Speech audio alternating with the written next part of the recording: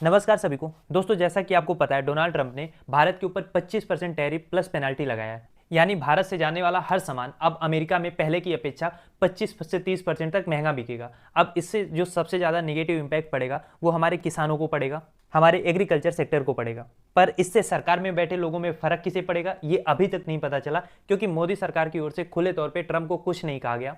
पर NDA alliance के एक बड़े घटक आंध्र प्रदेश के मुख्यमंत्री चंद्रबाबू नायडू ने सामने आके सीधे ट्रंप का विरोध किया है। नायडू ने कहा कि ट्रंप ने जिस तरीके से 25% का टैरिफ लगाया, इससे हमारे किसानों की रीढ़ टूट जाएगी। और इसी के साथ नायडू पहले एनडीए के वो नेता बन गए हैं जिन्होंने खुले तौर पर ट्रंप का विरोध किया है। अब इससे कयास ये लगाया जा रहा है कि क्या ये बस ट्रंप का विरोध था या एक सिग्नल है कि मोदी और नायडू के बीच में सब कुछ ठीक नहीं है। हालांकि ये पहला मौका नहीं है जब नायडू ने मोदी से हट के अपनी लाइन ली हो।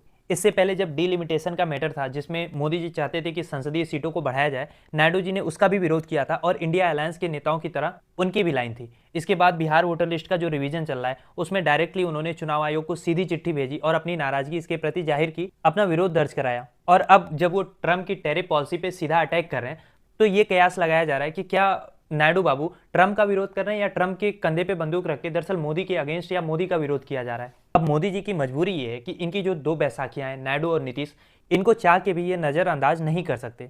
ऐसे में सवाल ये उठ रहा है कि क्या चंद्रबाबू नायडू सच में मोदी से नाराज हैं और कोई अलग राजनीतिक विकल्प तलाश कर रहे हैं। सूत्रों की माने तो नायडू ने अपनी पार्टी के एक निजी मीटिंग में कहा है कि नवंबर तक का इंतजार करना चाहिए हमें, जब बिहार चुनाव के नतीजे आ जाएंगे उसके बाद हम कुछ फैसला लेंगे। अब ये फैसला क्या हो सकता है? क्या नायडू बाबू ये सोच रहे हैं कि अगर बिहार में एनडीए चुनाव हारती है और जेडीयू टूटती है, जिसके चांसेस बहुत ज़्यादा हैं, तो उस समय नायडू भी अपना सपोर्ट वापस लेंगे?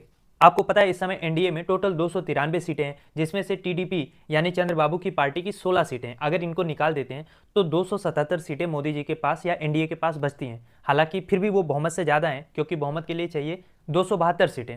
तो अगर जेडीयू टूटती है, 4-5 सांसद इधर से उधर हो गए, तो फिर मोदी जी के लिए दिक्कतें बढ़ सकती हैं। अब इसका दूसरा पहलू ये हो सकता है कि नायडू बाबू एक टैक्टिक्स के तहत राजनीतिक दबाव बना रहे हैं मोदी जी के ऊपर, ताकि आंध्र प्रदेश को स्पेशल राज्य का दर्जा दिला सकें। खैर, आपको क्या लगता है, क्या नायडू बाबू सच में एनडीए का साथ छोड़ के इंडिया अलायंस के साथ जाने वाले हैं या बस एक राजनीतिक प्रेशर बना रहे हैं मोदी जी के ऊपर?